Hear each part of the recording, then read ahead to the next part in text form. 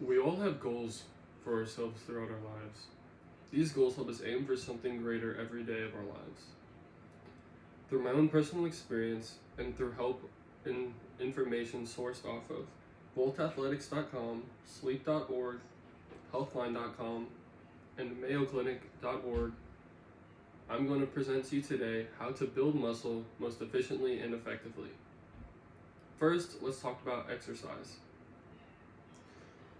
There are many splits that you can choose from, but I prefer the push-pull leg split. This split has been proven by multiple people, multiple trainers, that it is very effective in building muscle.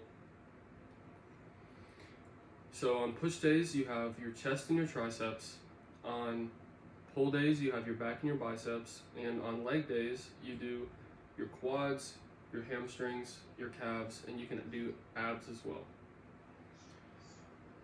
We're going to be focusing on low reps, high weight, as this will help tear down those muscle tissues and break them down the most with the high weights.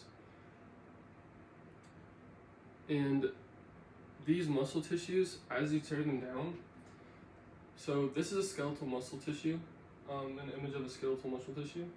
All of these purple dots within this tissue are nuclei, and the more you break down your muscle, again, believing that the high weight, low reps breaks it down the best, you'll gain more nuclei through your recovery, and that'll allow you to gain muscle and get that physique that you're looking for. So even though the exercise plan is extremely important, another important factor in building this muscle is your nutrition. So let's talk about calories. You don't want any empty calories in your nutrition plan, in your diet. You want to be consuming things, very whole foods with complex macronutrients. So no things like syrups, butters, stuff that just doesn't have very high nutritional value. And to, of course, gain weight, which in turn you're getting muscle, you're going to want a caloric surplus of around 500 calories per day. Now let's talk about macronutrients.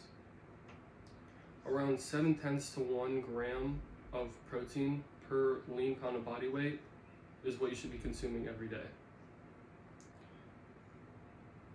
So lean meats such as low-fat beefs and chicken are a very great alternative for your proteins. So you're going to want to limit your fats, limit your added sugars, and then limit your simple carbs. Focus on really what you're putting and allowing yourself to consume, and avoid drinking your calories such as juices and shakes. Consume complex carbs such as greens, sweet potatoes, just things that will really benefit yourself in the long run. And while nutrition is a very important role in gaining muscle, also your rest and recovery are a huge role and a huge part of gaining this muscle. According to sleep.org, you should allow yourself around 8 hours of sleep per night, which will fuel you for the next day of your exercise and just provide enough time for your muscle to replenish itself. And also, let's talk about stretching. Stretching will allow you to keep your mobility high while you're lifting, and it will reduce your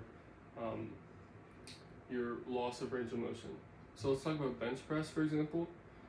You're going to want to really pull back with the bar and touch that chest, and that'll stretch your pec, and therefore allowing your biggest stretch and biggest extension, giving you the highest tear and greatest opportunity to gain that weight, gain that muscle. Stretching also provides more blood flow to your muscles, and it'll reduce the lactic acid buildup within those muscles, providing a greater pump. In conclusion, building muscle is a very slow and rigorous process, but if you stick at it over time, following the push-pull legs split in your exercise routine, a solid nutritional plan, and a complete and full recovery, you'll be able to gain muscle within no time. You just have to stay consistent and don't allow yourself to be the biggest critic.